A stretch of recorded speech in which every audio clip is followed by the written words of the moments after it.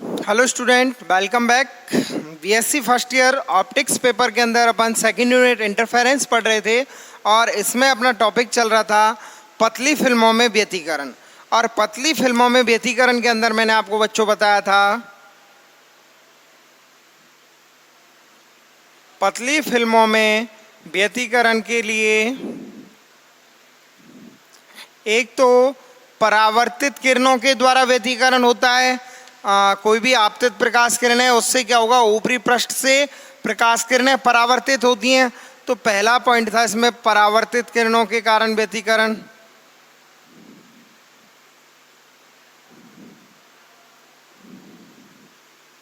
और बच्चों, परावर्तित किरणों में व्यतिकरण में अपन ने देखा था कि पथांतर का मान कितना आया था बच्चों। पथांतर का मान आया था परावर्तित किरणों के लिए डेल इक्वल टू, या प्रभावी पथांतर कहें अपन, फाइनली प्रभावी पथांतर था 2 mu t cos r minus lambda by 2। पथांतर आया था बच्चों 2 mu t cos r. Clear. लेकिन स्टोक के नियम अनुसार लैम्डा बाई 2 अतिरिक्त पथांतर होता है, तो प्रभावी पथांतर कितना बना था, प्रभावी बना था 2 mu t cos r minus lambda by 2। इससे अपन ने संपोषी और विनाशी के लिए शर्तें निकाल ली थी। इसका पार्ट ए था संपोषी व्यतिकरण और बच्चों पार्ट बी था इसका विनाशी व्यतिकरण।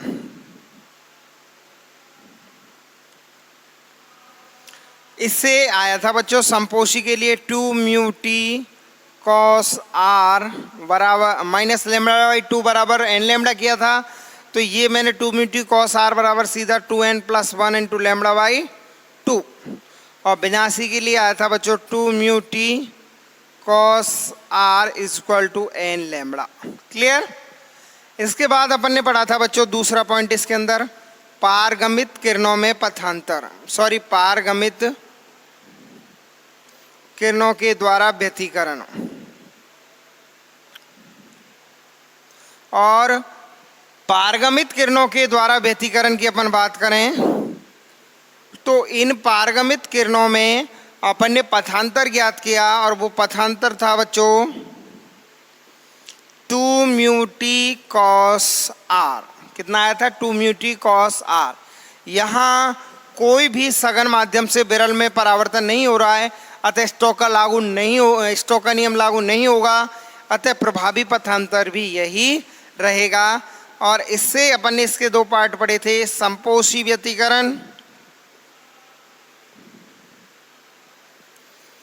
बच्चों, संपोषी व्यतिकरण के लिए पथांतर 2 mu t cos r equal to n lambda. और बच्चों विनाशी के लिए शर्त आई थी पारगमित किरणों की, याद रखना, विनाशी व्यतिकरण के लिए था 2 mu t cos r equal to 2n + 1 lambda by 2। ये आया था बच्चों, यहाँ तक अपन ने पढ़ लिया था। अब इसके बाद इस पतली फिल्मों में व्यतिकरण में पहला पॉइंट हो गया परावर्तित किरणों में, दूसरा हो गया पारगमित किरणों में।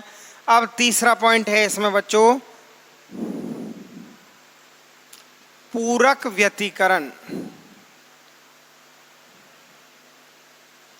तीसरा पॉइंट है आपका पूरक व्यतिकरण, यानी कॉम्प्लीमेंट्री इंटरफेरेंस। कॉम्प्लीमेंट्री इंटरफेरेंस या पूरक व्यतिकरण से क्या मतलब है बच्चों। पूरक व्यतिकरण से मतलब है, अभी तक अपन पढ़े हैं कि परावर्तित किरणों में संपोषी व्यतिकरण के लिए 2 म्यू टी कॉस आर बराबर 2n + 1 लैम्डा बाई 2 होना चाहिए, जबकि पारगमित किरणों में संपोषी व्यतिकरण के लिए 2 mu t cos r equal to n lambda होना चाहिए। ऐसे ही विनाशी परावर्तित किरणों में विनाशी के लिए 2 म्यू टी कॉस आर बराबर एन लैम्डा होना चाहिए, जबकि पारगमित किरणों में 2 म्यू टी कॉस आर बराबर 2n + 1 लैम्डा बाई 2 होना चाहिए। यानी इनसे अपन देख रहे हैं कि परावर्तित किरणों और पारगमित किरणों में पूरक व्यतिकरण समझने के लिए देखिए, परावर्तित किरणों व पारगमित किरणों। परावर्तित किरणों में पारगमित किरणों से क्या स्पष्ट है बच्चों? इससे स्पष्ट है कि जब परावर्तित किरणों में संपोषी व्यतिकरण होता है, कहाँ? 2μt cos r बराबर 2n+1 λ/2 पर, उस स्थिति में 2μt cos r बराबर 2n+1 λ/2 पर पारगमित किरणों में होता है विनाशी व्यतिकरण। देखना, इसमें जो संपोषी व्यतिकरण का प्रतिबंध है वो पारगमित के लिए विनाशी का प्रतिबंध है। यानी जब परावर्तित किरणों में संपोषी होता है उस स्थिति में पारगमित किरणों में होता है विनाशी, और जब परावर्तित किरणों में 2μt cos r बराबर n लैम्बडा यानी विनाशी होता है उस स्थिति में संपोषी में 2μt cos r बराबर n लैम्बडा क्या होता है? संपोषी होता है। यानी परावर्तित किरणों के लिए जो शर्त विनाशी व्यतिकरण की है वो पारगमित किरणों के लिए कौन से व्यतिकरण की है? संपोषी की। और जो शर्त परावर्तित किरणों में संपोषी व्यतिकरण की है वो शर्त पारगमित किरणों के लिए विनाशी व्यतिकरण की है। यानी जिस व्यतिकरण पर परावर्तित किरणों में संपोषी बन रहा है, पथांतर के लिए संपोषी व्यतिकरण बन रहा है, यानी सीधा बोलूं, जिस स्थिति में परावर्तित किरणों में दीप्त फिंज बन रही है उस स्थिति के लिए 2μt cos r बराबर 2n+1 λ/2 पर बन रही है दीप्त फिंज, और 2μt cos r बराबर 2n+1 λ/2 पर पारगमित किरणों में क्या बन रही है? अदीप्त। और बच्चों यहाँ परावर्तित में अदीप्त किस में बन रही है? 2μt cos r बराबर n लैम्बडा पर, और पारगमित में 2μt cos r बराबर n लैम्बडा पर क्या बन रही है? दीप्त। यानी जब परावर्तित किरणों में दीप्त वलय बनती है, अदीप्त फिंज बनती है, उस स्थिति में पारगमित किरणों में क्या बनती है? अदीप्त। और जब परावर्तित किरणों में अदीप्त बनती है जिस स्थिति के लिए, वो क्या बनती है इसमें? पारगमित किरणों में दीप्त। यानी व्यतिकरण ये किसके अनुसार हो रहा है? ऊर्जा संरक्षण के अनुसार हो रहा है। ऊर्जा संरक्षण के अनुसार कैसे हो रहा है बच्चों? ऊर्जा संरक्षण के नियम अनुसार ऐसे हो रहा है कि जब तीव्रता कहाँ पहुंच रही है? दीप्त बन रही, किसमें? परावर्तित किरणों में। उस स्थिति में पारगमित में तीव्रता नहीं पहुंच रही है, प्रकाश का आयाम नहीं पहुंच रहा है, तो वहां क्या है? अदीप्त। और जब पारगमित में आयाम पहुंच रहा है, वहां दीप्त बन रही है, तो उस स्थिति में परावर्तित में क्या बन रही है बच्चों? अदीप्त बन रही है। यानी ये क्या हो रहा है बच्चों? ये ऊर्जा संरक्षण के नियम का पालन हो रहा है। इस व्यतिकरण को ही पूरक व्यतिकरण कहते हैं। कॉम्प्लीमेंट्री किसको? कि जब परावर्तित किरणों में दीप्त वलय बनती है उस स्थिति के लिए पारगमित किरणों में अदीप्त वलय बनती है, या जिस स्थिति के लिए परावर्तित किरणों में संपोषी व्यतिकरण होता है उस स्थिति के लिए पारगमित किरणों में विनाशी व्यतिकरण होता है। अर्थात इस विवेचना से स्पष्ट है कि परावर्तित किरणों में संपोषी व्यतिकरण होगा, उस स्थिति में पारगमित किरणों में क्या होगा? विनाशी व्यतिकरण होगा। एवं जिस अवस्था में परावर्तित किरणों में संपोषी व्यतिकरण, परावर्तित किरणों में विनाशी व्यतिकरण होगा, उस स्थिति में पारगमित किरणों में क्या होगा? संपोषी व्यतिकरण होगा।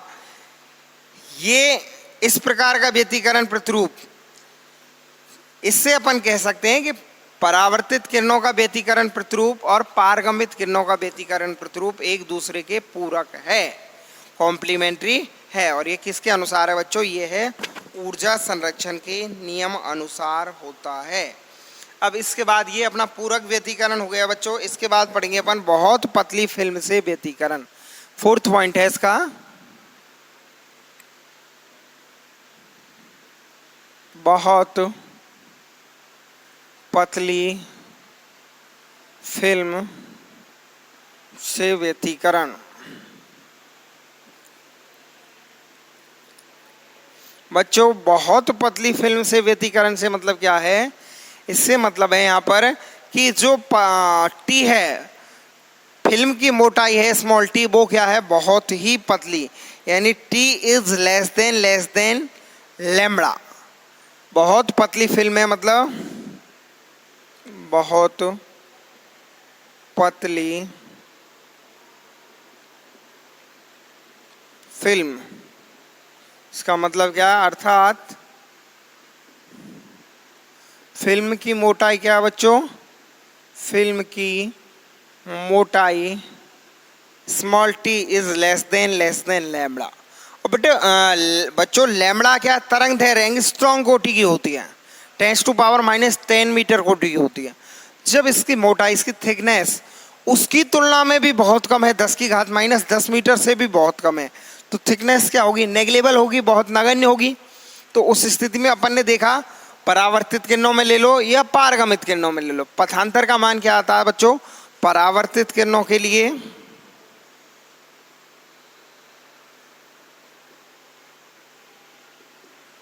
परावर्तित किरणों में पथांतर क्या था बच्चों, 2μt cos r minus lambda by 2। Is it clear. और बच्चों पारगमित किरणों में क्या होता है, पारगमित किरणों में होता है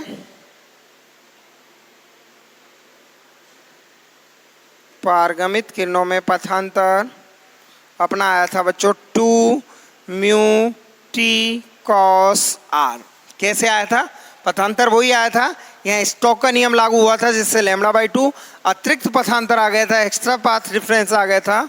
और पारगमित किरणों में कोई एक्स्ट्रा पाथ डिफरेंस नहीं आया था, इसलिए क्या हुआ था बच्चों, इसलिए यहाँ पर लैम्बडा बाई 2 अपन ने सब्ट्रैक्ट नहीं किया, और जो पथांतर आया था वो पथांतर अपन ने कैलकुलेट किया तो वो कितना आया बच्चों, 2μt cos r। यानी पथांतर का मान कितना आया, 2μt cos r। परावर्तित किरणों में 2μt cos r minus lambda by 2 किस लिए आया था, ये आया था लैम्बडा बाई 2 अपन ने एक्स्ट्रा पथांतर आया उसको अपन ने क्या किया, घटा दिया इसलिए। तो बच्चों इसमें परावर्तित किरणों के लिए पथांतर और पारगमित किरणों के लिए पथांतर तो टी पर डिपेंडेंट होता है, और टी अपन ने क्या लिया है, T is less than lambda. यानी बहुत पतली फिल्मों के लिए अर्थात फिल्म की मोटाई क्या होगी, बहुत कम होगी, तो T is less than lambda है, नेग्लेबल है, नगण्य है। तो इस स्थिति में देखोगे आप परावर्तित किरणों में ये पथांतर होता है, तो प्रभावी पथांतर जब T is less than lambda है यानी बहुत कम हो गया, बहुत कम मतलब टेंस टू 0 हो गया है। इट मीन्स अपन लिख सकते हैं टी टेंस टू 0 लिख सकते हैं, यानी बहुत पतली फिल्म है, थिकनेस क्या है उसकी, मोटाई बहुत कम है। तो इस स्थिति में ये वाली टर्म बेटा टी 0 है लगभग, तो ये कंप्लीट मल्टीपल हो रहा है, ये cos r μ2 गुना होने के बाद कंप्लीट टर्म क्या हो गई, 0 हो गई, ये 0 यानी 2μt cos r क्या बन गया, नगण्य। और 2μt cos r नगण्य बन गया तो प्रभावी पथांतर क्या बन गया बच्चों, माइनस लैम्बडा बाई 2 या लैम्बडा बाई 2। ठीक है बच्चों, माइनस तो क्या इसकी विपरीत उसको दिखाएगा, विपरीत दिशा को दर्शाएगा, माइनस का मतलब यही तो है यहाँ पे। और यहाँ पर देखेंगे पारगमित में तो ये बन गया 0, जब t क्या है, t is less than lambda है, तो पारगमित किरणों में पथांतर हमेशा क्या हुआ, जब t is less than lambda है तो ये 0 होगा। और ये क्या होगा बच्चों, लैम्बडा बाई 2 का गुणज, माइनस लैम्बडा बाई 2 मतलब लैम्बडा बाई 2 का क्या लिख सकता हूँ इसे, लैम्बडा बाई 2 का विषम गुणज। और हम जानते हैं कि जब प्रभावी पथांतर जो कि लैम्बडा बाई 2 का विषम गुणज प्राप्त हो रहा है परावर्तित किरणों के लिए, जब पथांतर या प्रभावी पथांतर लैम्बडा बाई 2 का विषम गुणज होता है तो उस स्थिति में क्या मिलता है, उस स्थिति में जब लैम्बडा बाई 2 का परावर्तित किरणों में पथांतर क्या है बच्चों, लैम्बडा बाई 2 का विषम गुणज है।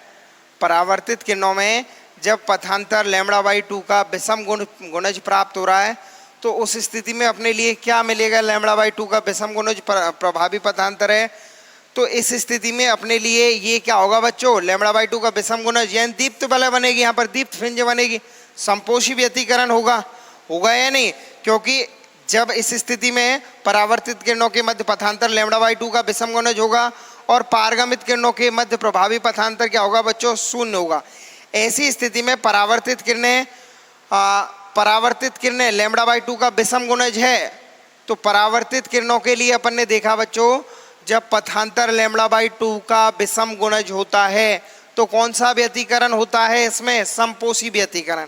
यानी इस स्थिति में परावर्तित किरणों में कौन सा व्यतिकरण होगा, ऐसी स्थिति में इस अवस्था में परावर्तित किरणें विनाशी व्यतिकरण।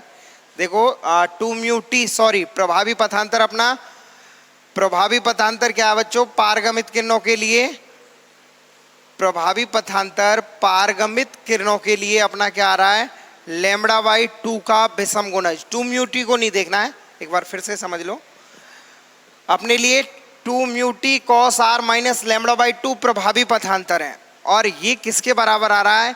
प्रभावी पथांतर आ रहा है लैम्बडा बाई 2 के विषम गुणज के बराबर। और जब पथांतर लैम्बडा बाई 2 का विषम गुणज होता है तो उस स्थिति में, यहाँ कंफ्यूज मत होना, ये मैंने पूरा प्रभावी पथांतर नहीं है, ये पथांतर का कुछ पार्ट लिखा है, इधर लैम्बडा बाई 2 को मैं ले जाके पक्षांतरण किया है। भाई देखो प्रभावी पथांतर आया था अपना 2 mu t cos r minus lambda by 2। संपोषी व्यतिकरण के लिए 2 म्यू टी कॉस आर बराबर 2n प्लस 1 लैम्बडा बाई 2 कैसे किया था? इस माइनस लैम्बडा बाई 2 को उधर ले गया था मैं, तब 2 म्यू टी कॉस आर बराबर आया था। ये पथांतर के बराबर तो संपोषी के लिए n लैम्बडा ही होना चाहिए। और यहाँ परावर्तित किरणों में प्रभावी पथांतर का मान कितना आ रहा है बच्चों? 2 म्यू टी तो 0 बन गया, यानी टोटल पथांतर पाथ डिफरेंस लैम्बडा बाई 2 का ऑड मल्टीपल बन रहा है। तो इस स्थिति में जब लैम्बडा बाई 2 का ऑड मल्टीपल बनता है तो कौन सा व्यतिकरण होता है? इस स्थिति में होता है विनाशी व्यतिकरण। कौन सा बच्चों? विनाशी व्यतिकरण। क्योंकि जब पथांतर क्या होगा, जब पथांतर लैम्बडा बाई 2 का विषम गुणज होगा तो उस स्थिति में क्या होगा बच्चों? उस स्थिति में व्यतिकरण होता है अपना विनाशी व्यतिकरण। पारगमित किरणों की बात कर रहे हैं तो t is less than lambda के लिए 2 mu t cos r term 0 बन रही है, यानी टोटल पाथ डिफरेंस या पारगमित किरणों का पाथ डिफरेंस यही होता है, पथांतर यही होता है। तो पथांतर कितना बन रहा है बच्चों? पारगमित किरणों का पथांतर हो रहा है यहाँ पर 0 प्राप्त, और 0 लैम्बडा का पूर्ण गुणज है n बराबर 0 के लिए, अर्थात ये कौन सी किसकी स्थिति है?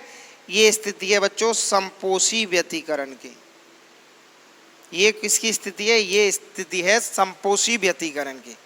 यानी परावर्तित किरणों के लिए विनाशी व्यतिकरण प्राप्त होगा t is less than lambda या बहुत पतली फिल्म के लिए, और बच्चों पारगमित किरणों के लिए कौन सा प्राप्त होगा? संपोषी व्यतिकरण। अर्थात जब बहुत पतली फिल्म लेंगे अपन तो बहुत पतली फिल्म में क्या होगा, अपना जो व्यतिकरण प्रतिरूप है वो परावर्तित किरणों के लिए तो कैसा होगा? विनाशी व्यतिकरण मिलेगा, यानी अदीप्त फ्रिंज बनेगी, काली फ्रिंज बनेगी।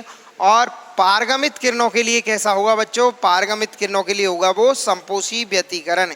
अर्थात बहुत पतली फिल्म को अपरावर्ती पृष्ठों के रूप में उपयोग में ले सकते हैं। अपरावर्ती मतलब उनमें से क्या होगा? परावर्तन नहीं होगा। अपरावर्ती का मतलब क्या होगा? बहुत पतली फिल्म अपरावर्ती पृष्ठ की रचना के रूप में काम में ले सकते हैं। अपरावर्ती मतलब नॉन रिफ्लेक्टिंग, और बहुत पतली को अपरावर्ती के रूप में क्यों ले सकते हैं? उसका कारण क्या है बच्चों? उसका कारण है क्योंकि देख रहे हो आप t is less than lambda के लिए यहाँ विनाशी व्यतिकरण हो रहा है, यानी विनाशी व्यतिकरण हो रहा है मतलब काली फ्रिंज मिल रही है, हमेशा काली बनेगी t is less than lambda के लिए। और पारगमित के लिए क्या होगा? हमेशा संपोषी बनेगी। तो आप समझ गए होंगे बहुत पतली फिल्म से व्यतिकरण में क्या होगा? बहुत जब फिल्म की मोटाई बहुत कम ली जाएगी, t is less than lambda लिया जाएगा, तो t is less than lambda लेने पर प्रभावी पथांतर परावर्तित किरणों के लिए 2 mu t cos r minus lambda by 2 होता है। तो t बहुत कम है तो ये तो टर्म 0 बन जाएगी, और प्रभावी पथांतर क्या बचेगा? Minus lambda by 2। और माइनस लैम्बडा बाई 2 क्या है बच्चों? लैम्बडा बाई 2 का विषम गुणज, यानी यहाँ विनाशी व्यतिकरण होगा और पारगमित किरणों में 0 प्राप्त होगा पथांतर t बराबर 0 पर, तो यहाँ संपोषी व्यतिकरण प्राप्त होगा।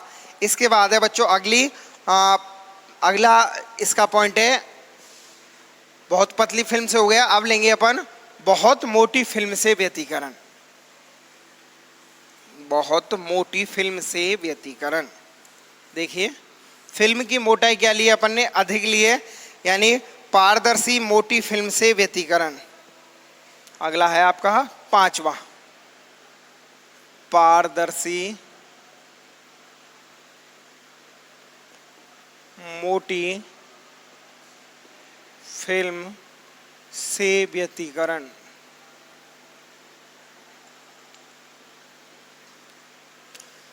पारदर्शी मोटी फिल्म से, यानी जो इससे पहले पढ़ा था अपन ने t is less than lambda, यानी बहुत पतली फिल्म ली थी, और अब क्या ले रहे हैं अपन बच्चों? अब ले रहे हैं बहुत मोटी फिल्म, यानी t is greater than lambda. तो जब t is greater than lambda लेते हैं तो इस स्थिति में क्या होगा बच्चों, इस स्थिति में देखेंगे अपन परावर्तित किरणों के लिए पथांतर क्या होगा। देखिए अब आप समझिए एक बार, परावर्तित किरणों के लिए पथांतर होगा 2 mu t cos r minus lambda by 2। और पारगमित के लिए क्या होगा बच्चों, पारगमित के लिए होगा 2 म्यू टी कॉस आर। अब अपन ने क्या लिया है, बहुत मोटी फिल्म, मतलब T is greater than lambda, T is greater than lambda लिया है। तरंग दैर्घ्य की तुलना में इसकी थिकनेस क्या लिए, बहुत ज़्यादा लिए, अधिक लिए। तो इस स्थिति में आप देखोगे बच्चों, इस स्थिति में अपन देख रहे हैं तो परावर्तित किरणों की टी अधिक है। ये क्या है बच्चों, टी क्या है यहाँ पर, अधिक। टी का मान क्या लिया अपन ने, अधिक। परावर्तित की बात कर रहे हैं पहले, तो जब टी अधिक है तो उसका म्यू गुना और अधिक होगा, 2 गुना। भाई जितना भी अधिक है वो गुना भी तो हो रहा है कॉस आर से, म्यू से, 2 से। तो ये वैल्यू क्या हो जाएगी, टी ज़्यादा होने पर ये हो जाएगी बहुत अधिक। टी जब अधिक है तो पूरी 2 म्यू टी कॉस आर क्या हो जाएगा, बहुत अधिक। और 2 म्यू टी कॉस आर बहुत अधिक हो गया तो लैम्बडा बाई 2 इसकी तुलना में क्या हो जाएगा, बहुत कम। क्यों हो गया, क्योंकि टी तो लैम्बडा से पहले ही बहुत ज़्यादा है, टी लैम्बडा की तुलना में बहुत ज़्यादा है, तो इसका 2 गुना म्यू गुना कॉस आर गुना तो और भी बहुत ज़्यादा हो गया, तो उसकी तुलना में लैम्बडा बाई 2 क्या हो गया, बहुत कम। तो ये लैम्बडा बाई 2 बहुत कम हो गया, तो इसको अपन क्या कर सकते हैं, नगण्य। इसको अपन टी की जब T is greater than lambda ले रहे हैं, यानी अपन कैसी बहुत अधिक मोटाई की फिल्म ले रहे हैं, तो उस स्थिति में लैम्बडा बाई 2 को अपन क्या कर सकते हैं, इग्नोर कर सकते हैं। और इग्नोर कर सकते हैं तो इफेक्टिव पाथ डिफरेंस यानी प्रभावी पथांतर क्या बचेगा बच्चों, 2 म्यू टी कॉस आर। परावर्तित में ये बचा क्योंकि लैम्बडा बाई 2 को अपन ने क्या कर दिया, लैम्बडा बाई 2 को इग्नोर कर दिया अपन ने।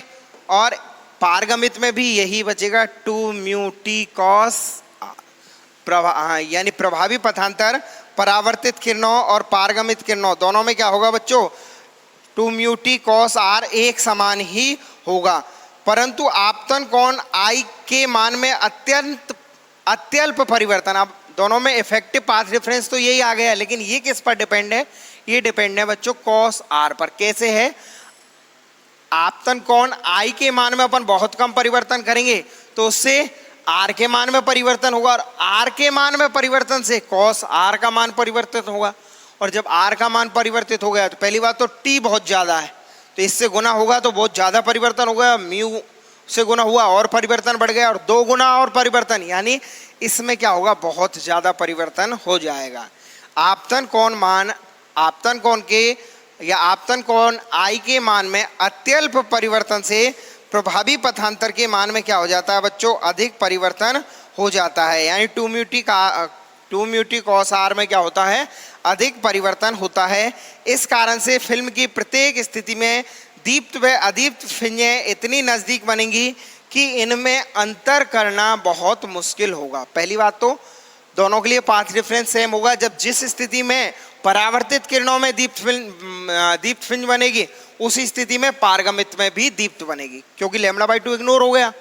दूसरी बात, आई के मान में क्या होगा बच्चों, अत्यल्प परिवर्तन से आर के मान में अधिक परिवर्तन होगा, यानी 2 म्यू टी कॉस आर के मान में बहुत अधिक परिवर्तन होगा। और इससे क्या होगा बच्चों, इससे दीप्त और अदीप्त फिल्में इतनी नज़दीक बनेंगी कि इनमें अंतर करना बहुत कठिन होगा। यानी समान पथांतर होने के कारण परावर्तित व पारगमित प्रकाश को देखने पर समान रूप से अपने लिए क्या दिखाई देगा, दीप्त और अदीप्त। यानी जब परावर्तित किरणों में दीप्त बन रही है तभी पारगमित में दीप्त बनेगी, और जब परावर्तित में अदीप्त बन रही है तभी पारगमित में भी अदीप्त बनेगी। ये किसकी बात हुई बच्चों, ये हुई पारदर्शी मोटी फिल्म की बात हुई। इसके बाद है सम आनत फ्रिंजें या हेडिंजर फ्रिंजें। देखिए सम आनत लिया गया मतलब इंक्लिनेशन। सम आनत फ्रिंजें का मतलब क्या बच्चों,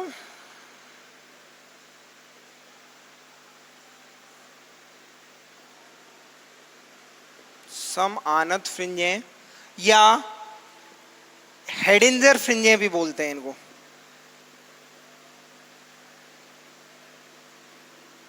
हेडिंजर फ्रिंजें, इक्वल इंक्लिनेशन।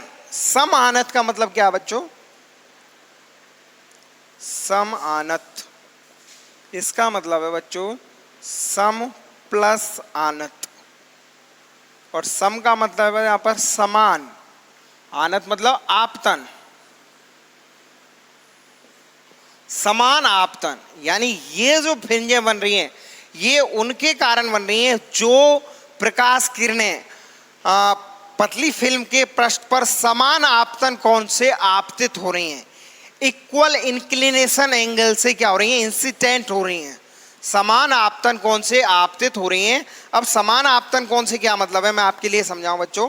जैसे ये है अपनी बहुत कोई पतली फिल्म है, ये इसका ऊपरी पृष्ठ है, इस पर ये लंब हो गया बच्चों, ये ऊपरी पृष्ठ पर लंब हो गया, और लंब ये आपतित किरण है, या देखना ये आपतित किरण है। तो आपतित किरण और अभिलंब के मध्य बनने वाला कोण, ये वाला कोण कौन सा हो गया, आपतन कोण। अब ये आपतन कोण जिन जिन किरणों के लिए ये आपतन कोण है वो समानत होंगी। जैसे देखना ये वाला, माना कि ये जो कोण है इस स्थिति में, अब इस स्थिति के बाद में ये देखो ये कोण सेम रहना है अभिलंब से, यही वाला कोण है, इस तरह से अभी भी ये घूमता जाएगा और अभिलंब से कोण उतना, ये कोण चेंज नहीं हो रहा है। तो ये वाली क्या होंगी बच्चों, ये समानत होंगी, और ये समानत किरणें इनका जो बिंदु पथ है लोकस बिंदु पथ वो क्या होता है, वृत्ताकार होता है। इनका बिंदु पथ कैसा होता है बच्चों, वृत्ताकार होता है, और इनसे बनने वाली फ्रिंजों को यानी समान आनति की फ्रिंजें या हेडिंजर फ्रिंजें कहते हैं।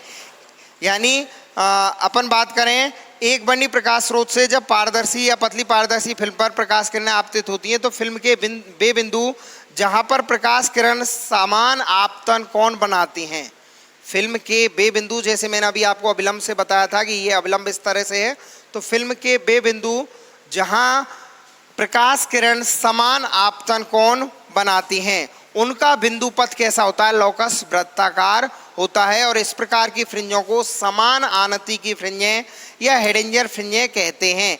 ये फ्रिंजें बच्चों कहाँ बनती हैं, ये फ्रिंजें बनती हैं अनंत पर, और इन्हें देखने के लिए दूरदर्शी का उपयोग किया जाता है, और ऐसी फ्रिंजें या ये फ्रिंजें अनंत पर बनती हैं देखने के लिए दूरदर्शी का उपयोग करते हैं। और माइकलसन व्यतिकरण मापी में भी समान आनत फ्रिंजें या वृत्ताकार फ्रिंजें या हेडिंजर फ्रिंजें बनती हैं। यानी जो मैं बता रहा हूँ इक्वल इंक्लिनेशन की फ्रिंजें ये किस बनती हैं, ये बनती हैं माइकलसन इंटरफेरोमीटर में जो अपन पढ़ेंगे इसके बाद वाली, उसमें ये फ्रिंजें बनती हैं। इसके बाद आती है बात अपनी पतली फिल्म में रंग। अपन कलर्स की बात करें पतली फिल्म में, ये अगला हो गया अपना चौथा, पांचवा, छठवा हो गया है शायद, और सातवां है आपका पतली फिल्मों या पतली फिल्म में रंग। देखो पतली फिल्म में रंग से क्या मतलब है बच्चों, जब एक वर्णी प्रकाश अपन आपतित करते हैं तो एक वर्णी प्रकाश से परावर्तित एक वर्ण लैम्बडा का मान एक ही है, तो उस स्थिति में कहीं पर दीप्त बनेगी कहीं पर अदीप्त बनेगी। परावर्तित किरणों के लिए 2 mu t cos r minus lambda by 2 equal to m lambda होगा, वह दीप्त बनेगी, और 2 mu t cos r minus lambda by t equal to 2n plus minus 1 lambda by 2 होगा, वहाँ अदीप्त बनेगी। क्लियर। पारगमित के लिए 2 म्यू टी कॉस आर बराबर lambda by 2 mu t cos r बराबर n लैम्बडा पर दीप्त, और 2 म्यू टी कॉस आर बराबर 2n plus minus 1 lambda by 2 पर अदीप्त, यही बनेगी बच्चों। तो इस स्थिति में एक वर्णी लैम्बडा का एक ही मान है। अब आप समझना अपन ने एक वर्णी की जगह ले लिया प्रकाश बहुवर्णी। कौन सा प्रकाश ले लिया, बहुवर्णी, बहुवर्णी प्रकाश स्रोत ले लिया। अब माना कि लैम्बडा 1 के लिए परावर्तित या पारगमित किसी में बात कर लो, लैम्बडा 1 के लिए इस बिंदु पर पर्दे के पर दीप्त वलय बन रही है, एन बी या एन माइनस 1 बी या 10 बी 50 बी कोई सी, और लैम्बडा 2 के लिए भी यहाँ एन बी बन रही है और यहाँ एन डैश बी अलग होगी बिल्कुल, एन डैश बी लैम्बडा 2 की एन डैश बी भी यही दीप्त फ्रिंज बना रही है।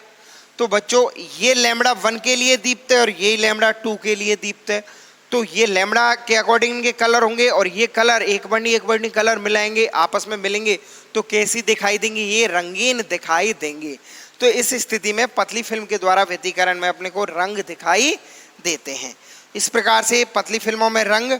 और इसके बाद बच्चों इसमें विस्तृत प्रकाश स्रोत की आवश्यकता है। ये 2 पॉइंट, एक पॉइंट तो मैंने बता दिया, इसको दोबारा से पतली फिल्म में रंग को और मैं बता दूंगा आपको।